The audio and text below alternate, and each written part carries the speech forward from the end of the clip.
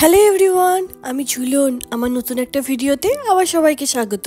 এখন দুপুর ওই 12টা সাড়ে 12টার মতন বাজে। আমরা টিউলিপ ফেস্টিভ্যাল থেকে সোজা চলে এলাম বেলফাস্টে, আমাদের যে এয়ারবিএনবিটা বুক করেছিল সেখানে। যদিও টিউলিপ ফেস্টিভ্যালটা বেলফাস্টেই ছিল, মাত্র গাড়িতে 15 মিনিটের মতন টাইম লাগলো।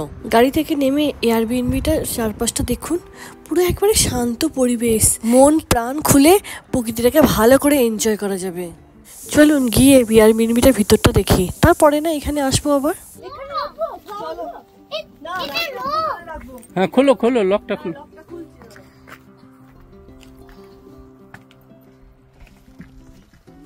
চলো লাইট গুলো অন করো, দেখো কেমন।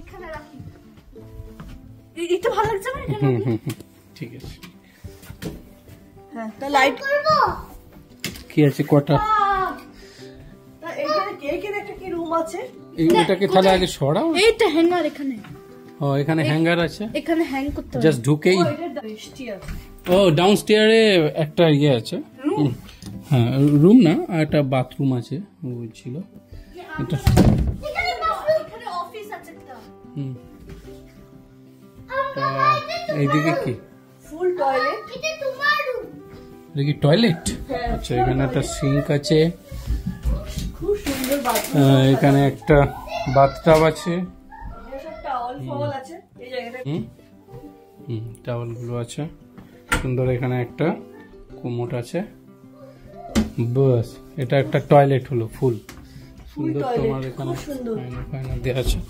ও এখানে ইয়ে আছে, ক্লোসেট একটা দিয়েছে ঢুকে। আর এইদিকে dining kitchen, very nice kitchen. Kitchen and then এখানে ডাইনিং টেবিল আছে। After you cook you can just eat over here. এখানে আছে স্টোভ, ওভেন, ভেরি নাইস। এটা হচ্ছে মেন এন্ট্রান্স। মেন এন্ট্রান্সটা খুলবো না আমরা, কেন কি জাস্ট এই দিক দিয়ে সাইড ডোর দিয়ে ওপেন করেছি। আচ্ছা, এইখানে হচ্ছে তোমার লিভিং, হ্যাঁ এখানে লিভিং এরিয়া, খুব সুন্দর সোফা। হ্যাঁ হ্যাঁ clock, very nice TV here. হ্যাঁ হোয়াইট স্পেস। এখানটা একটা ছোট্ট ক্লোজেট আছে, ক্লিনার সব আছে। আচ্ছা, now we reach one bedroom. ও ট্রেডমিল ওভার হিয়ার, closet.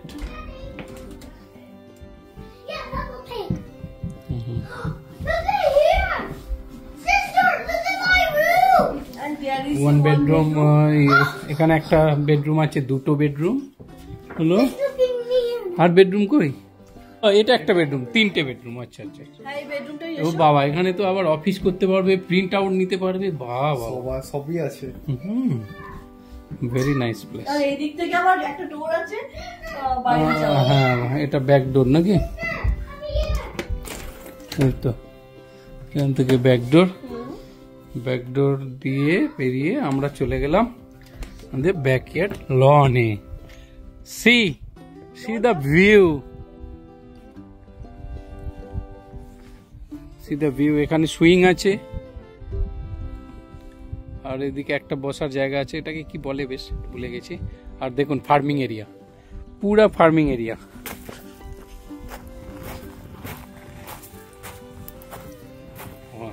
পেরিয়ে farming area. See we are purely in nature right now. See this is our home basically for 2 days, and this is the farming area. कोई मैरिनेटটা কোথায়? আরে তোমাদের তো সব হাতে phone আছে। আচ্ছা আচ্ছা। আবার এইটা কিসের তাল? এই চিকেনটা এটা ইয়ে করব। ও আজ রাতেরটা, আজকে বারবিকিউ? না না, ম্যারিনেট করে ঢুকে গেছে। ও আচ্ছা আচ্ছা, ঠিক আছে। সমস্ত কিছু হয়ে যাওয়ার পর আমরা সবাই মিলে ডিসাইড করলাম যে কাছে পিঠে কোনো একটা ভিজিটিং প্লেস থেকে একবার ঘুরে আসি। তাই এই বেলফেস্টের পাশে ব্রুটনেলে একটা বিচ আছে, সেখানেই যাচ্ছি, এয়ারবিএনবি থেকে 2-3 মিনিট আসার পরই এইরকম একটা অফ রোড দেখালো ম্যাপে। দেখুন একবার, আমাদের তো অপূর্ব লাগছে। এই জায়গাটা বেলফাস্টের মধ্যেই পড়ে। এত সুন্দর যে বেলফাস্টের মধ্যে পেয়ে যাব, সত্যি এটা ভাবিনি।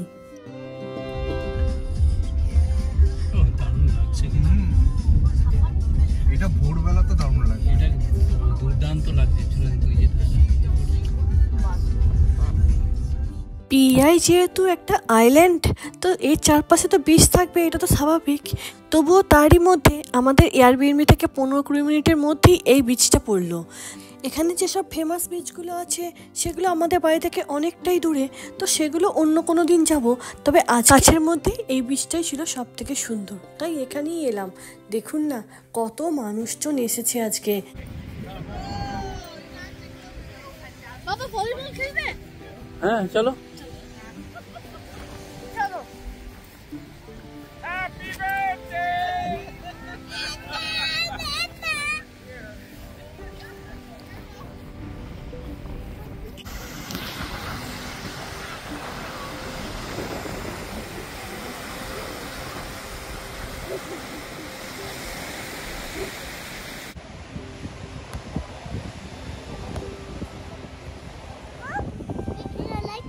আজকের ওয়েদারটা যেহেতু ক্লাউডি আর তার সঙ্গে টেম্পারেচারও খুব বেশি নেই, তাই বিচের কাছে এসে না একটু ঠান্ডাই লাগছে।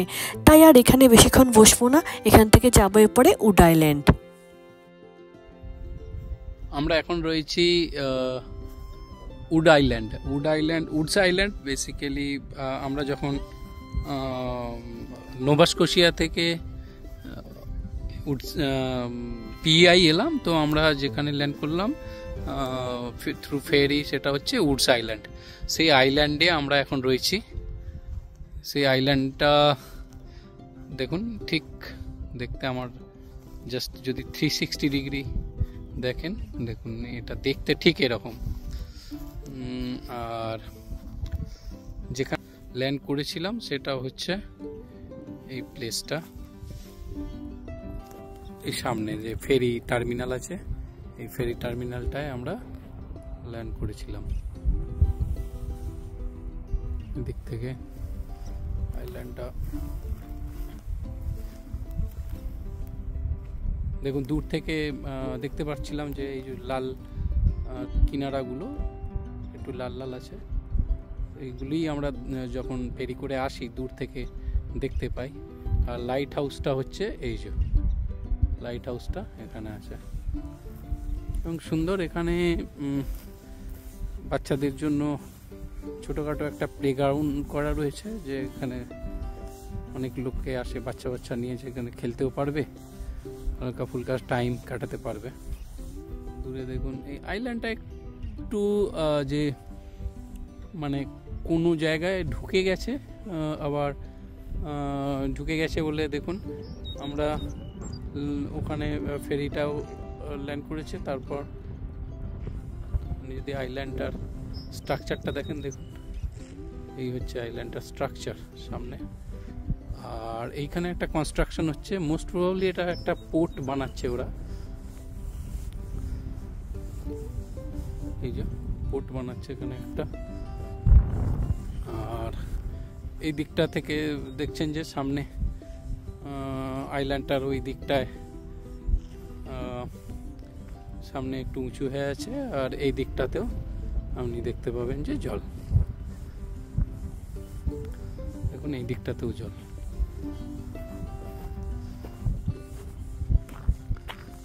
আর কি হচ্ছে লাইট হাউস, খুব সুন্দর জায়গা।